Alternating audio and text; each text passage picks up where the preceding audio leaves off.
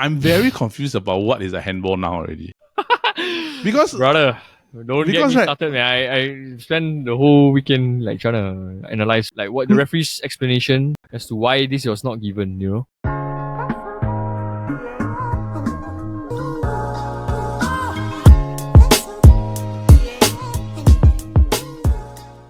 Hello, everybody, and welcome to another episode of the Futbol Kaki. I am your host, Eldet, and I am joined by my fellow Kaki bro, Paul. Jordan is not here because he has decided to go on holiday during this period. He is in Australia, having a lot of fun, and the two of us here are still working adults.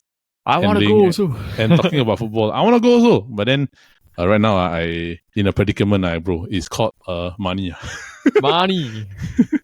I don't know, bro. Like, when's the last time you went on holiday? Oh my. I think like, Malaysia don't count, you right? cannot remember, Malaysia don't count. No, bro. Must be at least, must be minimum at least 3 days out of the country. One day trip to Malaysia don't count. Games, but that's for work. That's for work. So when's the last holiday? The SEA Games, the one don't count. See, you jam, right? Bro, then definitely is what already? Before COVID. Okay, I can pinpoint, I think, that my last holiday, right, was to Thailand. 2019, if I'm not wrong. Yeah, before COVID as well. Yeah, before COVID. So since then, I have not stepped on a plane. I have not left the country as of. Yeah, you should go, bro. I think you should plan one soon. I wanna go Australia, but where I wanna go? You wanna go? Go UK. Go watch football. You got money, Bro, money can always come back. Oh, money can always come back, bro. You sponsor lah, but you sure you want to you bro, got the right planning and the right budgeting. I think shouldn't be a problem. Okay. So but I will say this lah. You can make it happen. I think we should if we want to do this right, the whole like I think it's a bit hard for everyone to go. Everybody should go, bro. Like maybe just catch more than one game lah. And the thing is, hey, what you go to England to? Oh, watch football. Like we do match shopping. This week watch Arsenal. Just match shopping Like today watch Arsenal, tomorrow watch match shopping, right? Then you must wear a neutral color. Everybody wear black. So that no matter which club you go, which fan you go to, you go home stand or away stand, you got no problem. That's funny. Speaking of the EPL, right? I mean, if there's a holiday we're gonna plan up, right? I would love to do it, but we still got football to talk about, and that one was down the line. Okay, so this week, what we're gonna do is we're gonna do a recap of the Gameweek 2. A lot of interesting things that happened. And then, of course, there was some controversial decisions I think we're going to talk about during this conversation. So predominantly surrounding Romero's handball against Man United, and of course the McAllister red card. I think those two are the more controversial things that actually happened over the weekend. The other stuff is also, of course, we're going to do match recaps of some games. And then, of course, we're going to look forward to the big game this coming weekend, which is, of course, Newcastle versus Liverpool. So with that, let's get into this week's episode. And we want to talk about the defending champions, of course. The big game of the weekend, of course, was Man City versus Newcastle, with City going ahead and taking victory 1-0 thanks to a Julian Alvarez goal. But bro, before we get into that, right, do you think, right, based on the Alvarez goal, should Pope have done better? Bro, the kind of goal is like Aguero kind of goal. So it's a bit hard. Okay, honestly, any shot that they shoot from outside the box when the keeper has a good view, right, should do a bit better. Correct. But it's hard to save. No, I won't say it's hard to save, but just that I find that it's the type of situation where it's a 50-50 for the goalkeeper. I do feel that because the ball's bending away from him. Yep. And I find that if, let's say, the ball had bent in direction, right, if Pope didn't touch it, maybe there's a chance it might have gone wide. I don't think it's going straight in. Yeah, but keepers can't take that chance, bro. Correct. So if he's in that situation, right, I think he had to do what he had to do, but I still do feel that he was big enough that he could have gotten a hand on the ball. He got more than fingertips, 100%. Yep. Yeah, but I think that if he could have been in a better position to maybe just get the ball and off his hand, right, and then push it wide. I think then maybe because of that, right, you didn't. Because other than that, if you really look at the whole game, right, City was very wasteful. Newcastle was nowhere to be seen. Yeah, they look totally different from the first game, right? Correct. Do you find that they were a bit how to say very. It's a very different approach. You're so used to Newcastle being on the attack and everything, right? This game, it looked a lot to me like Newcastle were just happy to sit. Yeah, I think any team they play against Man City, they will try to sit. Except maybe Arsenal, Liverpool. The rest of the other teams was just sit. Yeah, I think so also. So but they did well to neutralize Haaland. In a way, and he missed a few shots also, So but I also find that even they didn't really neutralize. I find that just Haaland just scuffs a lot of shots. Like all of his shots weren't clean. It wasn't like clean contact. Like, let's say for example, like the one in the first half where like he caught Pope watching, then the ball just rolled past the post. I don't think that's a clean strike. I think that one is more towards like he scuffed it. Miss kick. Yeah, total miss kick, right? And the trend of that happened throughout the game because he really miss kicked a few shots. Like it's quite bad. Yeah, but then it just proves another point that he doesn't show up in big games again, you know. Yep. Yeah, which is I think probably to us the biggest knock because he scores a lot of goals against the smaller clubs. But then the big games he doesn't actually do much and I do agree also because Newcastle, you won't say that they're a juggernaut or they're the bigger ones, but they are getting close to the big 4, big 5 already. Yeah. So when you are a striker that is basically expectation is that you're supposed to finish on a regular basis, right? When you score shots like that, it's also a bit hard. Like, okay, granted the Shah one where he did a very good tackle, right? I don't blame him for that one because that was a very good tackle. I just think that the shot of him like just scuffing shots wide, even with players in front of him, where he should at least be getting them on target, right? To make the defender work, right? Is like totally never do anything on it. There was one where he went cross court. He should have just shot straight near post. Right. I feel that the goal was wider. It was the one where I think was it Shah or Botman? They go and he tried to do the sliding block, right? Yeah. Then he should have just shot near post. Someone left foot, it will just curve in now. Like could it have been just maybe like he's just trying too hard to go and shoot? No, you find that he's a very explosive player, right? So when he shoots, it's like really he will swing the leg through with a lot of power. Correct. Like maybe sometimes you try to be too accurate. You know, if too accurate, then you scuff it a bit. So, but he's also it has to be naturally shoot the ball. You know, the motion. Correct. Because he's not a finesse finisher. But he's sick lah, bro. He's sick lah, but he's not really like a finesse finisher, which I think he needs to have in Arsenal. He kind of reminds me of like Wayne Rooney when he was younger. Everything just whack. Like finesse more like Thierry Henry, that kind, right? Yeah, like very correct. placement finesse shot. Like Van Nistelrooy, that thing, and I find that he needs to add that thing into his Arsenal a bit more rather than just going for like the power shots or like the ones where he like tries to his best to get it on target, but also having power. I think at the end of the day, right, like you pass the ball into the net or you shoot hard, once the ball enters the net, the result is the same. It's a goal. Yeah, but it's something the along that lines frequency of shots and all this, Correct. Because the good finishers usually, if you give them a chance, they will just take it. Yeah, correct. They'll take it, which is like Van Nistelrooy, Rooney, Solskjaer, those type of more striker stuff. Newcastle on their side, right? Like they didn't get a lot of chances, right, bro? Like maybe 1 or 2 only. Different. Like I said, it was a different game where they played compared to last week. Yeah, Yeah. I would think like okay, the Guimaraes totally fluffed the shot. Wow, that one was hard to watch. Bruno Guimaraes. Then the Callum Wilson, the one that he win the ball from Rodri, right? Then he got streamlined, right? Then totally like I don't know what happened. How come no chance happened? Then go straight to the left. Go to the left. Then I'm like. But then once again, Man City gets a clean sheet. Yes, Man City gets a clean sheet, clean right? sheets in 2 games. Yeah. Yeah, and Ederson did his stuff, like the usual stuff. I find that Tonali didn't do well.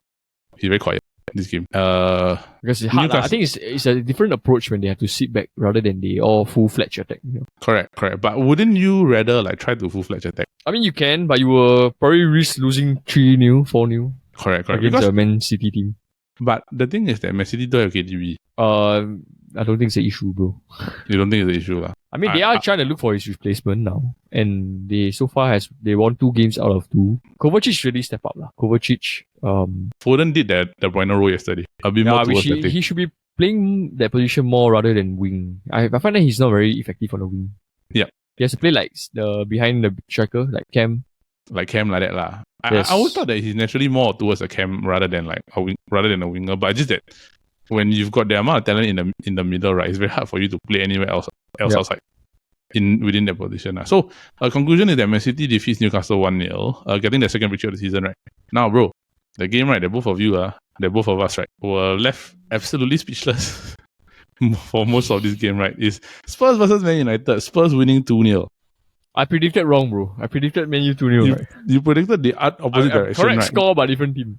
Yeah, but the thing is that the issues that were there during the Wolves game plagued this game the whole time. Okay, let's just talk about I think one of the controversial one is the Romero handball. I'm very confused about what is a handball now already. Because brother, Don't get Because, me right- started, man. I spent the whole weekend like trying to analyze like what the referee's explanation as to why this was not given, you know. The main reason was that they didn't focus on the hand being in a natural position. So they admit the hand was in an unnatural position. Yeah. But their reasoning was it was because Garnacho took the shot, the distance between the hand and the shot was too close. So they're trying to say it's a ball to hand rather than a handball, you know. But bro. But that is so no, that by that logic, right? Okay, by that same logic, can you imagine if Romero was on the goal line Yep. and Garnacho just shoot the ball, right? Yeah. So by that logic, you eliminate the handball rule, ma. Yeah. Yeah, so I can literally say, it's not a penalty because you're saying that it's close proximity, right? Yeah. But the shot was on target. That's Yep. one. The ball changed direction. Yep. He used his hand to stop the ball. Yep. So these three are like already clear factors that it should be a penalty. Penalty. I don't know, bro. No, because like if I'm not wrong, there was an incident in the Chelsea game also last week, right? Something similar. Yes, but that one was different because Nicholas Jackson. It was a corner kick, right? Yeah. The ball came in. His hand was like that. His elbow was stuck. this His elbow is- elbow was stuck in. This is a So natural the position. ball was coming towards this direction. He hit his hand like that. So, but why can he put his hand? You get what I mean? Yeah lah. Yeah. This So one, the which one? The Romero one is like here. Romero is like that. Yeah, it's like here. Like How is that a natural position? it's like this direction. Like, it doesn't make sense lah. Like I really honestly feel that like in terms of addressing the handball situation, our understanding for what handball is, as long as the ball makes contact with the hand, right, it should have been a handball already. Okay. So that's I what mean, the latest clarification of the rule lah. yeah, but usually they will give it those ambiguous calls is when they lean the shoulder in like that, right?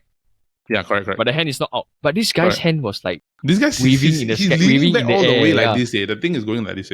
And the thing is that you can tell, right? Like I might be wrong, but you can immediately tell like when they blew the thing, right? You see Romero clapping, right? Romero knows he's got away with it. Yeah, he immediately walked It's away. very obvious. Okay, I have to say, right, it is partly because the previous week they got away with one with Onana. So Correct. now there's nobody in the world that can tell me there's no agenda against Man U and referees in this game. I mean, like you ask like 5 neutral fans, right? You take away the kid, right? You ask whether is that a handball. Yeah. You ask someone who's not watching supporting Man U or supporting Spurs. That's a Ask them handball. if it's a handball, that's a clear handball. What kind of handball you want to kind of justify? What the close proximity one really I cannot accept. Yeah, lah. I also cannot accept it. I think both of us when we were watching, right, both of us went like, how is that not a handball? It's like clear cut. The worst was the ball was stopped when it was going towards goal. Yeah. That's more than enough to say anything really. Unless you say like he tried to cross the ball, right, and then then okay, maybe it's like not on target. You know? Aside from the handball controversy, right, which we both of us already said a piece, right? United was crap, bro. Yeah, so that's why I think also another reason why they refused to listen to Bruno, because I heard after the match Bruno tried to talk to the referee and then this Michael Oliver like didn't entertain him at all. But the thing is, Michael Oliver is Michael Oliver. No, but as the Premier League rules, captains are allowed to see the referee after the game. Yeah. But he totally just didn't see him, you know. No, honestly, So there's no consistency in that. So what? Just because I Man U, I cannot see the referee. No, but the thing is that, bro, Michael Oliver's a horrible referee in general. He's always, whenever he's officiated Man United games, he's always been biased. I mean, like I've seen other games also like, in the UEFA Champions League. There are teams that complain about him also. He's horrible. He's a horrible there referee. are actually like teams that complain about him. So take away Man U for a side lah. Yeah. Yeah, he's a horrible referee. He's never. I always say like he's like my favorite referee because he never officiates a Man United game well. Like hardly ever. There's always going to be something happen. It's like how like Arsenal always gonna Mike Dean. Mike Dean, yeah, he retired already, bro. That time Arsenal was gonna Mike Dean, right? But aside from that, right, like take away the penalty shout, they don't deserve. They don't deserve undeserved. Even if we score that penalty, I agree it might have changed the game, but nah, you know, like the moment Spurs scored the first goal, the lackluster was beginning real. already. And I find that like the first half, right, we should have at least got at least two at minimum. And the Bruno header, this is the story of Man U the past I think 3 or 4 seasons. The Bruno they don't header, take right? the chance, right? The next thing they do is they will concede and score and lose. So the Bruno header, right, was that was atrocious, bro. Like you are 6 yards out with a open hidden net. Like either side of Vicario, right, is a goal. He picks the other side, right, but he also picks the other side of the post lah. So it doesn't. It's like that should have been the goal as one. The second is that the play leading up to the goal, right? Where's the defending? Casemiro, Everybody all ball everybody. watching. Nobody went to go and stop Sa. And no, I'm bro, like, it was what, Garnacho, right, and Shaw. yeah. Bro, he literally just walked into the penalty box. Like the guy on the Kulusevski, right? He literally strolled in there. Bro, I tell you, Man United's in terms of pressing, right? Is I tell you, they still until today, after I've seen one and a half seasons of Ten Hag, right? It's like there's no, they can't even get the basics right. Bro, they damn lazy. Yeah, so what's the issue? There's no more Maguire, McTominay, or Fred to blame anymore, you know? Lazy. Yeah. And I honestly feel, right, like this is my biggest thing about this whole Man United series. And I always say that it comes from let's say you just put Ten Hag aside. Let's just put the manager aside, right? Our biggest problem, and this has always been under Mourinho, under Rangnick, under Ole, under Ten Hag. You go in with a game plan, the players decide not to follow the game plan because they see that it's not working. Yeah, but who is the exact players that are doing this? Correct. You get and what I the mean? thing is, Because last year we can say it's like, Fred, McTominay, Maguire, Dalot. Bro, biggest one, Bruno. No, bro, it's not. I think there's one more culprit, bro. Bruno, Anthony, Rashford, bro. and Rashford. I find that these three, because the thing is that Bruno, right, his biggest issue is that when things pay off, right, he's very good. He's high risk, high reward. When things don't go right, he's very ill-disciplined in a sense where he will keep trying the same thing over and over and over again, right? To a point where that it's not working. What's the point in trying anymore already? Yeah, so that's the thing I wanted to talk about Bruno. So the fact that now he became captain, right? Yeah. Do you realize every game he is like undroppable on it? Yep. Like he doesn't even get subbed out. So but he was like that last season also. He hardly got subbed out also. Yeah, because he can play 90 minutes and all that. But there has to become to a point where if you're not playing well, you deserve to be get subbed out. Correct. And I find that's the reason why Mason Mount is there. Because don't even get me started on Mason. Yeah, but and I find like the biggest problem that we have now, right, is because the midfield is imbalanced. Because Bruno and Mason Mount are identical. Like people say, like, okay, Casemiro is a good DM. Yes, he's a very good DM. But you must understand, right, like when he played at Real Madrid, he had Kroos and Modric, both of them willing to do dirty work. Yes. And must understand Kroos is a more defensive-minded midfielder. Yep. In terms of positioning, right? So but it's like technically two sixers playing together. Correct. And then with Modric, right? Modric can press. Modric is he's very hardworking and he can pass the ball. So you've got a very solid defensive midfielder. You've got a very good backup 6 or box to box, right? And you've got a very good 8. So what that does, right, essentially it forms a perfect triangle for them to be able to push everything out. Man United, essentially what they're doing, right, is a 6 and 2-10.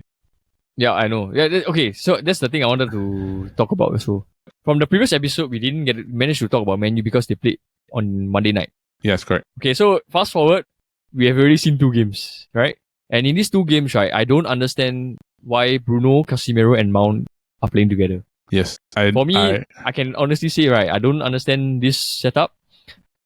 This will not work, and it will continue not to work until I get convinced, you know? Correct. And I feel that, like, this problem, right, essentially reaps to the front because I think, right, Ten Hag is playing all the front 3 in their wrong positions. Yes. Except Anthony. Anthony can sit on the bench. Garnacho he played him in the correct position. Garnacho is playing in the correct position, but the problem is that Garnacho is the only one I feel like he's trying, but you can see that there's pressure, that he's taking a lot of pressure because he's trying to prove that he can actually deserve the starting 11 spot on the left side, which is good and is also bad because he's still young. So he's not fully developed as a player, right? The problem with that, right, I find that is because you're doing that, right, you're essentially putting Marcus Rashford out of his best position. Okay, but which is left wing. I saw this thing also, like why about Rashford. Like suddenly after that game, right, is because everyone say, we lost because Rashford's not playing in left wing. But why, as a Man United player, you are getting like the highest paid contract? I think he got like 350k a week, right? Yeah, he basically took over the guy's contract. Yeah, and then why is the manager, if the manager decides to play striker, why can't you? Why are you whining about it? Why you see when he gets subbed off? Why is he like throwing a fit about it? Because he's bad as striker. Like he's not a striker. So you're telling me that the whole team must accommodate to Rashford playing left wing? I can't say that, but the thing is that honestly, at this point in time, right, like I feel like Because like you and I watched the game, right? You Yeah. see how many times he stopped like pressing and stop the moment he like this possess, right? He doesn't press, He just walks. he doesn't. And I Like, find that why are you such an entitled player to do that? Right. Who do you think you are, Sha? And I find that also like in terms of Garnacho and Rashford, right? I do think that maybe Garnacho might be better off coming off the bench as an impact player. Yep. Then when Højlund comes back, right, you move Rashford to the left already lah. Jadon Sancho don't even get me started. No, honestly, Sancho when he came in, there was a bit of impact, but it was too late already. Yeah. But also it wasn't a lot. Okay, bro. I think ultimately, we haven't been talking about Eric Ten Hag also. The whole preseason, he played Sancho as a false nine. Yeah. The moment the first game start, you play Rashford striker. What's all that about? Second game, you still play him striker. What's that all about? Yeah. The manager has to take responsibility, bro. I agree. You cannot say that it's the player's fault anymore already. I look at it this way lah. Like I find that, which is what I said earlier, he's not playing them in the right positions. Is one thing. Yep. I would have rather been more comfortable with Rashford on the left, and then of course playing Central as false nine temporarily until Højlund comes in. The moment Højlund comes back in, right, you shift Central wide. You play Anthony on the bench. Then Højlund starts a striker. I find that is more thing because honestly, right, Anthony is a liability. He's damn bad. Like when you keep passing the ball, right, like I don't understand why when you see two bodies in front of you, you decide to thread a pass down the middle to your right back or to another player like that is trying. They're both directly in front of you. That's a bad pass. We all the Man U fans can all see that he's bad, right? He's bad. But why does he still get picked? Because of the money, and every time I likes him. And I find there's favoritism. Bro, when it comes to Anthony, right, there is always favoritism, bro. Like I find that. Yeah, and you realize or not, the last player I honestly saw press like last season, right? It's actually Ronaldo. Give me Rashford, bro. Rashford can't even do like what half the things Ronaldo that's why off the ball. That's why I feel like Højlund comes in, right, he will probably put in a lot more effort. But I do agree that like it goes down from the top lah. The defense was stable, but then the thing is that when you come down to the midfield and everything, if your midfielders keep losing the ball and your attackers keep losing the ball, right, there's no chance you're gonna have any chance of winning. So there's literally no problem, right? The other alternative is that you put Eriksen in, right, but you play Mount at right wing. No, but so I want to ask you another question, bro. So what's the function of Mason Mount? Honestly, right, backup. No, as in like for Ten Hag to play him in the first team, so what's his function? Backup. To me lah, like because honestly, right, they are playing 2-8s, but they are losing the ball too much already. Yes. So you are exposing Casemiro minute after minute after minute. But here's the thing, like I said earlier, it's not 2-8s, it's 2-10s. You get what I mean? It's two attacking. I know. It's the same thing. Yeah. Like if you do 8s, right? Because honestly, right, I feel that the reason why he pivoted to this position, right, is because I think honestly, right, Eric Ten Hag wanted to use Kobe Mainoo as an alternative to Casemiro while he tries to get Amrabat. As in, but even if Kobe, honestly, even if Kobe Mainoo was fit, right, I don't think he will start these two games. No, he won't. But the thing is that at least, if anything, right, he can throw him on, try to go and get some defensive balance because Kobe Mainoo was sit. Essentially, he did sub Eriksen in after they considered one. Correct. But the thing is that Eriksen is still technically a midfielder. He's not a DM. No, but as in he can play next. It's proven that he can play next to Casemiro last. Correct. Even it was proven last season. Yeah. Correct. So I don't think Kobe Mainoo is the. No, but the thing is that that was his original intention. If not, but I'm saying like if not, he would play. We pivoted from one attacking midfielder last year to now we play two attacking midfielders. Yes. So that's like totally caused the imbalance in this team. Correct. So that's where essentially is your problem because you've got here's the thing, right? Like Mount and Bruno have a very high work rate, but their high work rate is also sometimes a bit pointless. Like there's no direction to what they do and what they work through. And if you see Man United press, right, they never press together, they never press organically. They just press to try to get the ball back already, and it's not pressing. Yeah, to me, I would just say what press, like what kind of, like what pressing is this? It's not pressing. It's just trying to get into a position to go and get the ball. But enough about Man United lah. I already talked about it enough already lah. I just going to like see what's going to happen against Forest this weekend. Then we see lah. Because honestly, the more we talk about Man United, right, I think the more like we are going to get ramped up. It doesn't make sense. So many doubts, on my mind. No, dude, like we've got a lot of things to work out. Honestly, like and. Ten Hag needs to get the 11, especially their front three. Anthony shouldn't start. I said as much as I would take out at this point. As much as Ten Hag has did well in his first season, right now this season is already, you cannot say that, oh, I don't have support, I don't have No. the players I want, because technically the club gave him the players he wants already, right? Yep. But can you imagine, Wolves, Wolves manager, they had only like 1 day with them. And can you see how United they were playing? Yeah.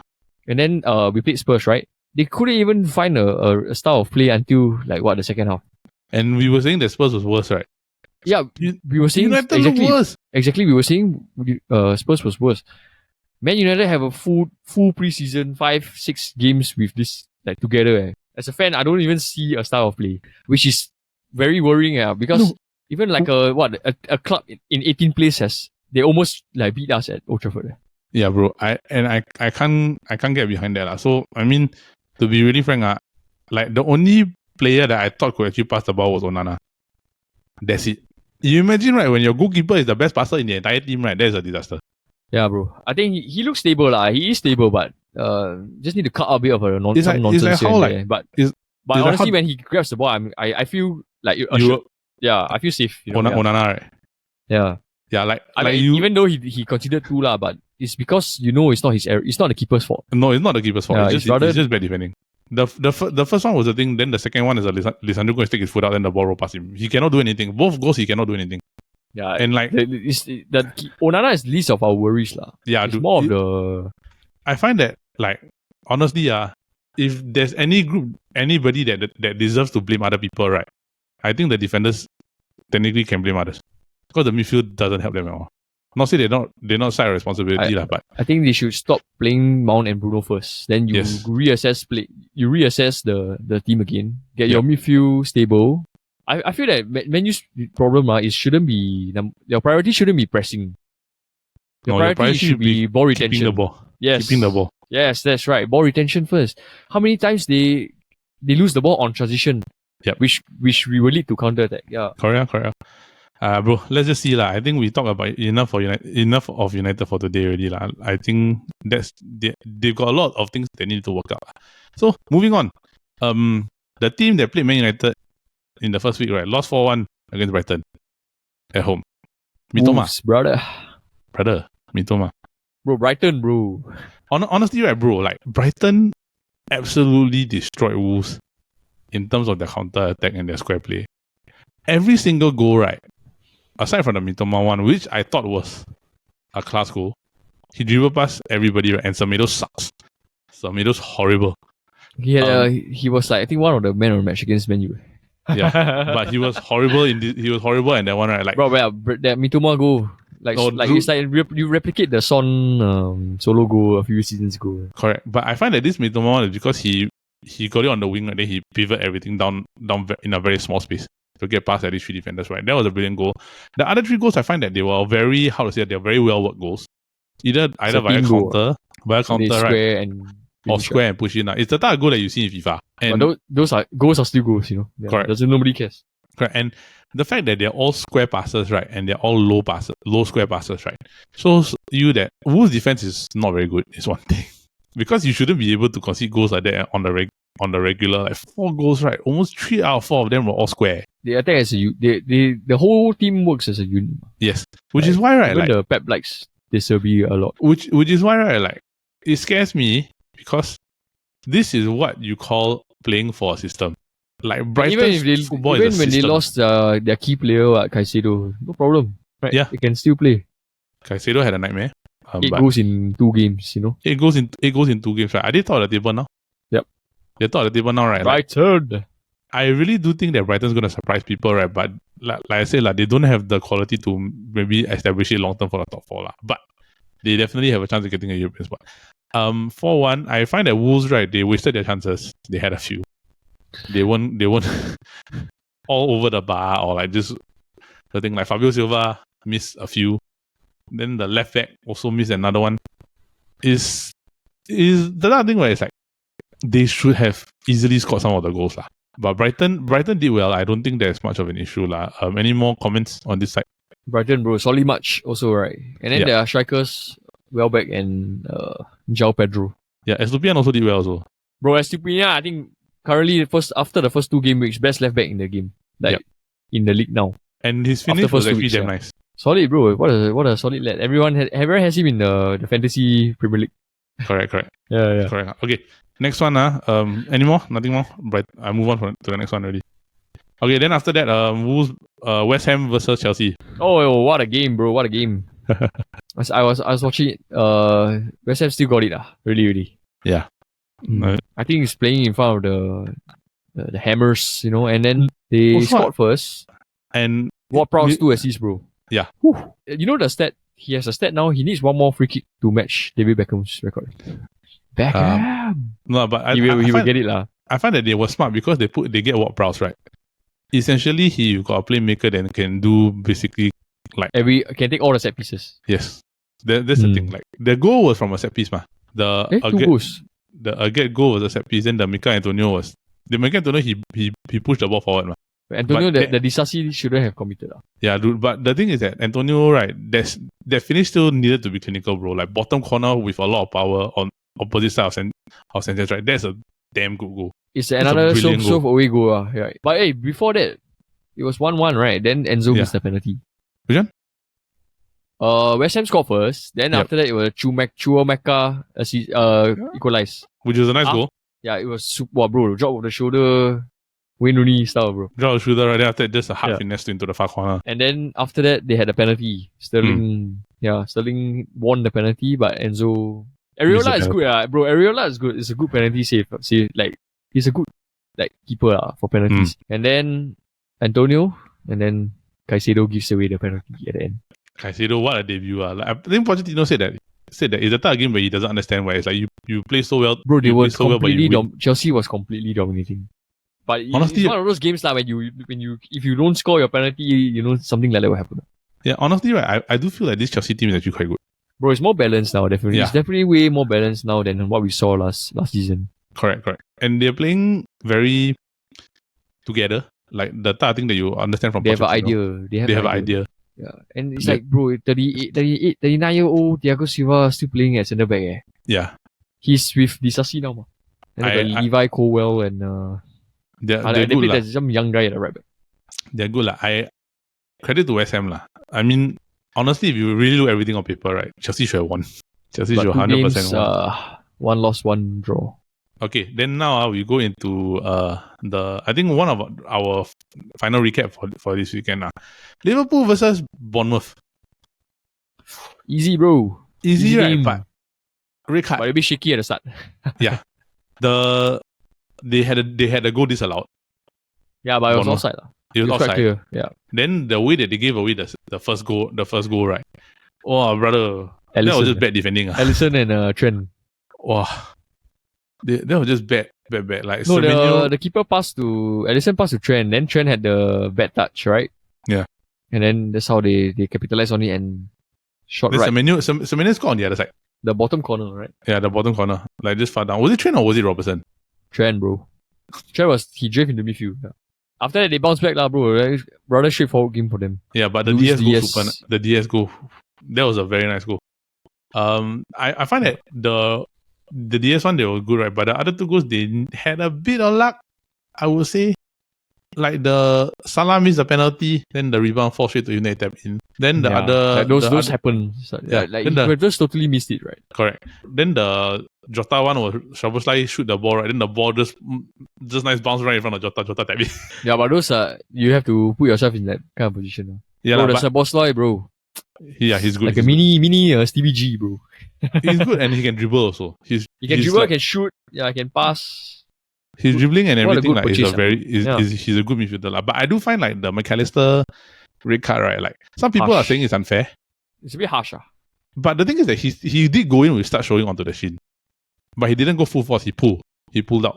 Yeah, but I do feel it's a bit harsh. Like I've seen worse, Fair lah. I don't really know whether or not the referee gave it red and the thing now is that there are more controversial decisions in terms of refereeing now than there have been in a while. And it's only the second week. Yes, bro.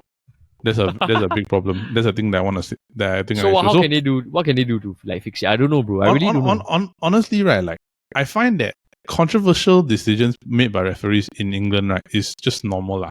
I think they really no choice. They need to broadcast what they're talking. Or you get an independent refereeing association to come into England and do it. Correct. I don't think you should be using English referees anymore. No. But the thing is that English referee got too much pride to do that, bro. They won't do it. They won't do that to the referees. They won't do that to the referees, right? But if they want to move forward, right, they need to broadcast the things because The then you can see what's the referee decision making. Because honestly, they make horrible decisions. Yeah, okay, so a commentator was also saying that, like, the moment, example, we used the Man U Romero case, because I heard it very clearly. The commentator said, I'd be surprised if that was not given. Yes. So when they decided it was not given, right, then the commentator said this, I don't know what's going on, and I probably will never know in my lifetime. He said that it's like you don't know what they're thinking, right? And we will probably never know correct. what they need transparency. They are thinking. Yeah, they need transparency because, to be really frank, like, of all the leagues, right, the ones that get away with the most amount of nonsense, right, are the EPL referees. And EPL referees, English referees, are known to be one of the worst in the world. Yeah, bro. Because like you see, even in League One, they are testing the broadcasting thing now. Yeah. So it's very transparent to the world. Yeah. So if it's like, even if the referee makes a mistake, the whole world knows that, okay, this referee is the one that called it. So he's the one that's accountable for it. Correct. So they are not so, rather than not knowing at all, you know. Yeah, but I find that like we've seen so many times of Michael Oliver, then a lot of other referees, right? They make a lot of Taylor, Mike Dean. A lot of stupid decisions, bro. Like, it's just horrendous decisions, one. Yeah, so example, like recently the Harvard Web has the referee association, right? Yeah. So what does that do? Right? It doesn't seem anything, like it's helping at all. It's not. It's even worse. It's worse. It doesn't do anything whatsoever, right? And the only way that they can do it is they're going to do the transparency, because referee association will protect referee. Yeah, they will say that, referee made the right call, we stand 100%. by him. All this, they will not throw another referee under the bus, especially in the English one, right? So I find that they need to work that out. We'll probably discuss this another time about refereeing, because to be frank, 2 weekends, there's too many controversial calls already. Yeah. Too many already. The first week, they dropped the entire referee team that officiated the Man U game. Yep. But this week, I think this is more serious than last week. Because it's a handball, and it's a handball call, and it was not reasoning. I mean, both are equally like penalty shouts, you know. And yeah, we were lucky. I don't know why it was given, but yeah, I don't see this in like League One or even Bundesliga. It's only EPL only. It is what it is, bro. Okay, so with that, right, let's segue into the game week, the big match of this coming weekend. Liverpool versus Newcastle. I think that. Oh yeah, Arsenal haven't played, right, for this week. No, okay. So what we do, right, every week, right? I think just to reiterate this, is that we will only cover games that happen during the weekend, because the episode for Futbol Kaki appears every Wednesday. We will not be able to talk through the games that happen on Monday. I think that one is just to be fair to everybody, lah. Yep. Because, but if we were to do a preview, the game will have finished already, so it doesn't really do a lot for us to be able to discuss that particular game. Hopefully in future, if we do better and we are doing this much regularly, right, then we can talk about that, lah. But I think the big game of the weekend is, of course, Liverpool Newcastle. And I don't know, Paul, bro. In this game, right, I wrote this one thing, and I find that this one, if Newcastle play against how they did against City, against Liverpool, right, Newcastle will lose. I agree. I feel right, because McAllister is suspended. Yes. So they will still have to play Gakpo at left centre mid. But they got Harvey Elliott. No. He will still stick with Cody Gakpo, and Endo will come in now. So it'll be Endo, Szoboszlai, and Cody Gakpo. Against Tonali, Bruno Guimaraes, and what's his name? Joelinton, is it? Yep. But I find it very weird seeing Gakpo play in midfield. Bro, it's been 2 games, and honestly, he's okay. It's just that when you see the team defending, you see that he looks out of place, lah. Definitely. Yeah. That's why Trent comes into the center. Yeah. I think they are probably trying to figure out who they can get, because they already failed 2 defensive midfield attempts in terms of purchasing. Yeah, and Endo also, when I saw him, he came on after McAllister got red carded. Can tell he's not match fit yet. Yeah. But there's spells that his ball retention is good. Yeah. I find that, like, if you're coming in like very early, not gelling into the team, and you're not match fit, you're going to struggle for the first few games of the season, especially in EPL. Because it's very physical. You're going to run here, run there, run here, run there. But Liverpool have proven, like, the first 2 games, they are leaky. Correct. But do you think, like, in terms of, like, this, like, I do agree that Newcastle definitely have a chance to win. They can win this game. But I find that Liverpool, with the way that they're playing now, they can definitely break down Newcastle, right? But of course, it depends on what that game is going to be. Are you going to see the Newcastle that play against Spurs, or are you going to see the Newcastle that play against City? I find that if they play against the way that they against Spurs, the game going to be very open. It's going to be very exciting to watch, right? But Spurs? They played Spurs? no, Villa. Sorry, Aston Villa. Oh, Villa, yeah. Aston Villa. So sorry. So the 5-1 that I read in my brain is the Spurs one, not the the one that they beat Aston Villa. So if they play against Aston Villa, the way they play against Aston Villa versus Liverpool, right, versus the way they play against Man City, right? If they play against Villa, right, I think it's going to be very open. If they play against City, right, I think Liverpool will wipe them. Yeah, Liverpool will just pound under pressure. Liverpool has no problem scoring goals. Yeah. Yeah, so if they won, it could be a very high scoring game, like 3-3, 4-4, that kind of. That will be exciting to watch. I find that Newcastle, right, they have to do the open play game, because if they play fast and they play quick, right, they have a chance. Like really, they do have a chance, especially because the state of Liverpool's midfield is not strong. Yeah, unless they can get someone in, but I think it's too late for now. For that no, bro, you feel Caicedo, then you're gonna feel Lavia. I think it's also very challenging. Also, try to go and get another one. The only other one I can think of is the one that Man Utd also chasing also. Gravenberch. Amrabat. Yeah, I think it's either Amrabat or Gravenberch. Yeah. Amrabat. Bro, I tell you what, if we lose Amrabat, I have no faith in this club anymore. I have no faith in this club for a while already, especially when it comes to transfers. Yeah, but I think if Newcastle Liverpool will be a very interesting game. Yeah, I agree. I think that in terms of overall capacity, right, like the game's gonna be won in midfield. Honestly, on paper right now, right, the Newcastle midfield looks better. Like honest. Yeah, for sure lah. The Newcastle midfield looks better. But attacking wise, I think Liverpool. Attacking wise is 100% Liverpool, bro. Like 100%. Defending wise, I think Newcastle's better. Yeah, because we've seen like Liverpool being shaky.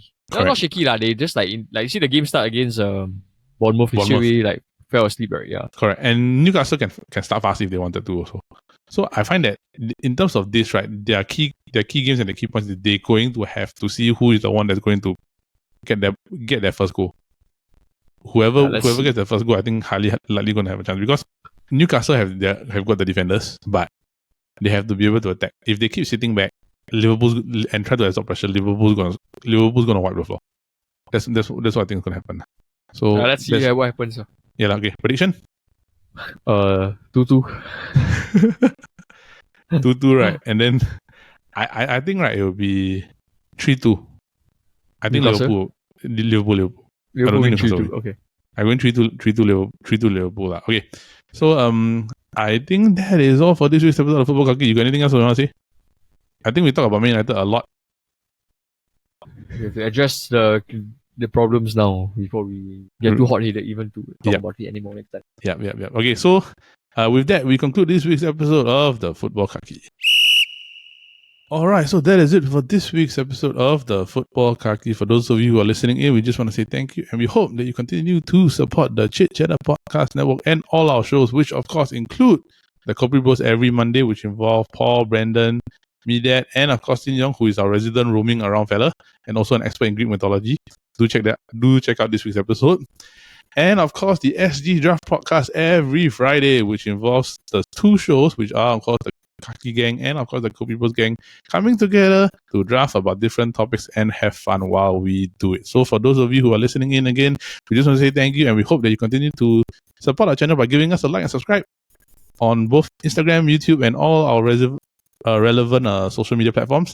And with that, thank you. Football's back. United sucks. And we hope that you have a great weekend ahead and look forward to this week's round of matches. We'll see you next week for another recap of the EPL weekend and the Futbol Kaki. Thank you and bye-bye.